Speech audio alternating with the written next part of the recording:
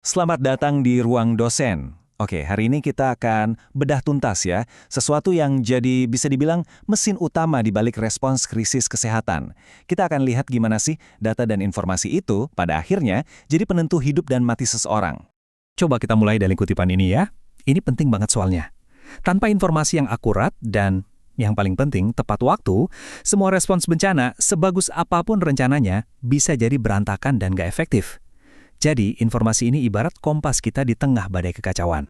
Nah, biar pahamnya runut, kita akan jalan lewat 5 tahap. Pertama, kita bahas dulu kenapa informasi itu vital banget, ibarat jantungnya respons krisis. Terus, kita lihat aturan mainnya dalam mengelola data. Habis itu, kita intip dari mana sih data di lapangan itu datang. Keempat, kita telusuri perjalanannya dari data mentah sampai jadi keputusan penting. Dan terakhir, kita juga bakal jujur-jujuran soal tantangan di dunia nyata. Oke, mari kita mulai. Oke, kita masuk ke bagian pertama. Kenapa sih sistem informasi yang bagus itu sering banget disebut sebagai tulang punggung respons krisis? Apa sih yang bikin dia sepenting itu? Gini deh, bayangin sistem informasi ini kayak sistem saraf pusatnya sebuah operasi kemanusiaan. Dia itu yang nerima semua sinyal-sinyal yang kadang kacau banget ya dari lapangan, terus dia olah jadi sesuatu yang jelas dan bisa dipahami. Dari situ, dia ngirim perintah supaya bantuan yang tepat sampai ke orang yang tepat di waktu yang tepat juga.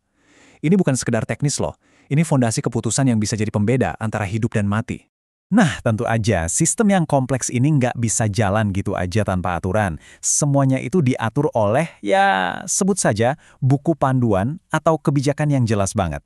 Salah satu konsep paling krusial di sini adalah interoperabilitas. Kedengarannya teknis ya, tapi intinya sederhana kok. Ini tuh kemampuan sistem dari berbagai pihak, misalnya dari Kemenkes, dari militer, dari NGO, untuk bisa ngobrol dan tukeran data. Kalau ini nggak ada, yang terjadi adalah silo-silo informasi. Masing-masing kerja sendiri-sendiri, nggak ada yang lihat gambaran utuhnya. Bahaya kan? Makanya, kebijakan-kebijakan ini penting banget. Fungsinya apa? Ya buat mastiin data itu seragam dan bisa dibandingin. Terus juga buat ngelindungin privasi pasien. Ini soal hukum dan etika. Kebijakan ini juga yang nentuin siapa yang tanggung jawab kalau datanya salah. Dan ujung-ujungnya, semua ini bikin respons jadi jauh lebih cepat dan efisien. Oke, sekarang kita masuk lebih dalam lagi. Pertanyaannya, data-data penting ini asalnya dari mana sih di lapangan? Siapa yang ngumpulin? Jadi, data itu datangnya dari banyak pintu. Ada tim di garis depan yang melakukan Rapid Health Assessment, penilaian super cepat. Terus ada data rutin dari Vaskes, puskesmas atau rumah sakit yang masih bisa jalan.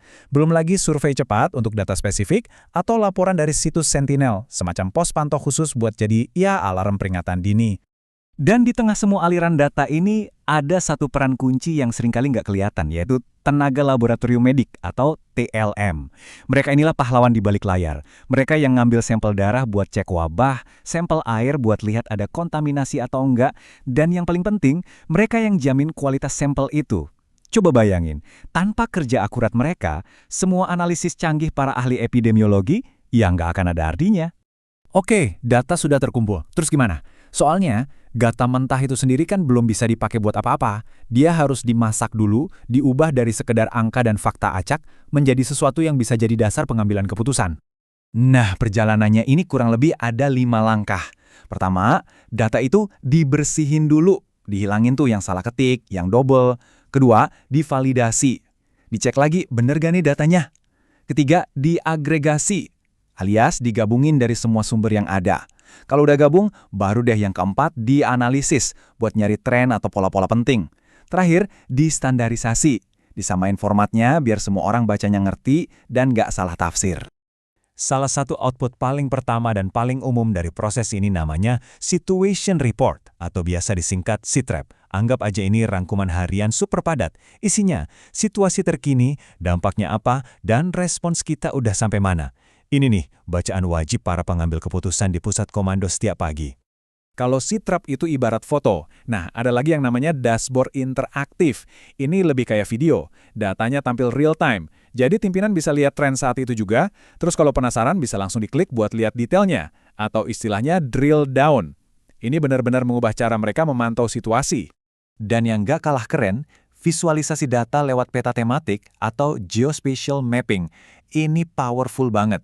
Dengan memetakan misalnya di mana aja kasus baru muncul, atau vaskes mana yang rusak, tim logistik jadi bisa tahu persis, Oke, kita harus kirim ambulans ke titik A, obat-obatan ke titik B. Alokasi sumber daya jadi jauh lebih tepat sasaran. Jadi, kalau kita perhatikan, kebutuhan informasinya itu beda-beda banget tergantung fasenya ya. Sebelum krisis terjadi, yang penting itu data risiko, data kesiapan kita. Pas lagi darurat-daruratnya, wah kita butuh laporan dalam hitungan jam. Tapi nanti, setelah krisis lewat, baru kita butuh analisis yang lebih dalam buat perencanaan pemulihan jangka panjang. Oke, tadi kita udah bahas konsep idealnya ya. Tapi, di dunia nyata, di lapangan, implementasinya itu penuh tantangan. Nggak semulus itu. Tantangannya itu banyak banget. Dari yang paling dasar deh, infrastruktur. Listrik mati, sinyal internet putus, gimana mau kirim data? Terus masalah kualitas datanya sendiri. Kadang datanya nggak lengkap, kadang nggak akurat, bahkan kadang cuma ditulis tangan dan susah dibaca. Belum lagi soal sumber daya manusia ya. Petugas di lapangan mungkin kurang terlatih soal manajemen data. Dan yang terakhir, tapi nggak kalah penting, keamanan. Data pasien itu kan sensitif banget, harus dilindungi. Nah, semua tantangan ini justru membuka pintu ke masa depan. Coba kita bayangkan, gimana kalau teknologi seperti Artificial Intelligence atau AI bisa bantu kita memprediksi di mana wabah selanjutnya bakal muncul? Atau gimana kalau analisis data yang tadinya butuh berhari-hari bisa selesai dalam hitungan detik? Ini bukan fiksi ilmiah lagi. Pertanyaannya sekarang adalah, gimana teknologi-teknologi ini akan benar-benar mengubah permainan dalam respons krisis?